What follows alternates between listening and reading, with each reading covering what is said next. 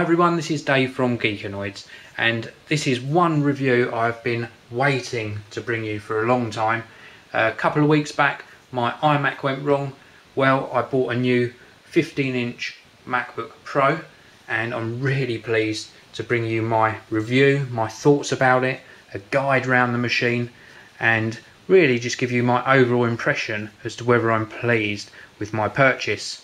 So this is the MacBook Pro itself. It's available for around about the £1,600 mark, although I did make some changes to this one which I'll tell you about during this video. Now, a quick guide around the product. On this side of the machine we have got a little button we can push here, and this shows you some LEDs with the current battery charge.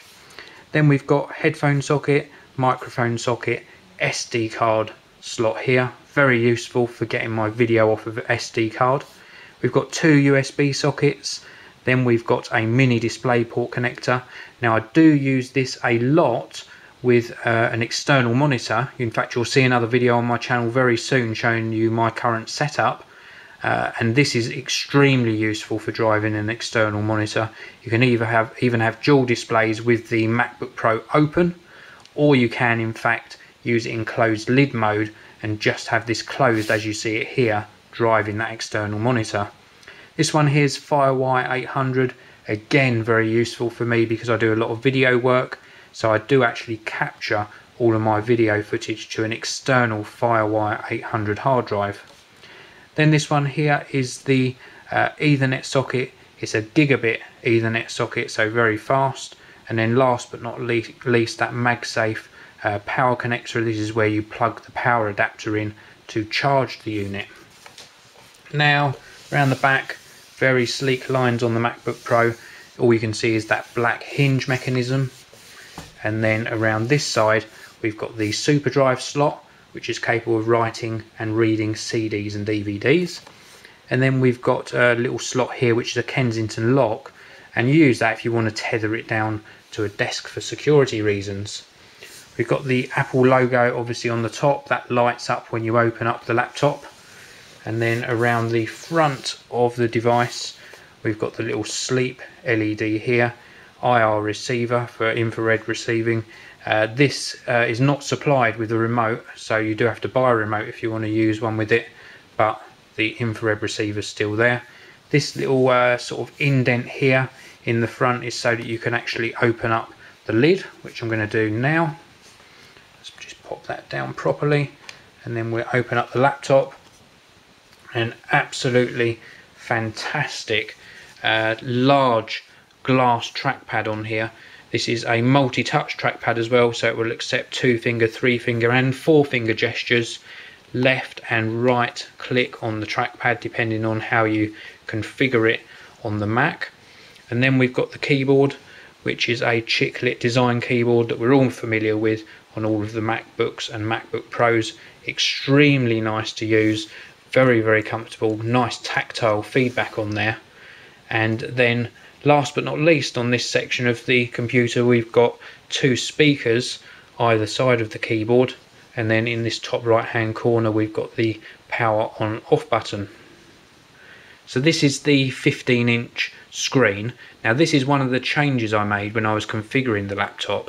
Now standard resolution is 1440 by 900, but I wanted a higher resolution screen because I do a lot of video work, so I wanted some extra screen real estate, and I went for the high res glossy screen, the 1680 by 1050 resolution.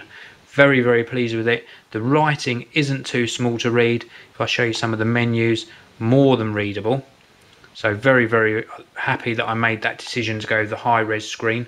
The reason I went for that is I do a lot of video work, so I really wanted the extra screen real estate. I could have gone with matte, but I had a look at some of those in the Apple store and I wasn't convinced that the matte one was for me. I work indoors a lot of the time, so glare on the screen isn't a problem. Now the rest of the specification, apart from one other thing, is the same, and that is it's a 2.66 GHz Intel Core i7 processor. Very fast processor, 4 GB of RAM, which comes as standard, and now it normally comes with a 500 GB hard drive that runs at a rotational speed of 5,400 RPM, Well, that was one of the other changes I made, was I upgraded that to a 7200 RPM hard drive, and I did that again because I do a lot of video work, so I needed the faster hard drive. So those two changes, the screen and the hard drive, took the price on this one up to just over the £1,800 mark. So a lot of money on a laptop, but hopefully I'm going to get many years of use and enjoyment out of this machine. My experience so far, it is super fast. Normally when I was processing a video that would take maybe 2 hours to process, it's cut that down to around about an hour and 15 minutes. It's extremely quiet, the screen is superb. It does get a little bit warm in this corner here when I'm processing video, but I use it with the screen open when I'm doing that, so the heat dissipates nicely. Extremely quiet in use. The fans do ramp up occasionally, but again, they're very quiet. The keyboard, the screen, the trackpad, everything about this purchase that I've made, I'm more than happy with. So this is my 15-inch MacBook Pro Core i7, currently one of the fastest MacBooks available. Would I recommend it? Well, if you've got the money and you're serious about your computing, then one of these little babies will give you many years of enjoyment. Well, thanks very much for listening. Please do check back on the channel. I'm going to be doing a couple of extra videos on the MacBook Pro. One showing you my current setup and how I'm using it with that dual screen configuration, and also showing you what I do when I get a new Mac. So I'm going to show you exactly what I do with my setup procedure, and also another video on the channel coming very soon showing you a memory upgrade, upgrading this particular machine from 4 GB of RAM to 8 GB of RAM. Well, thanks very much for listening. If you want to get my updates, please do follow me on Twitter by following @Geekanoids, and please do subscribe to the Geekanoids channel so you don't miss out on any of my video reviews.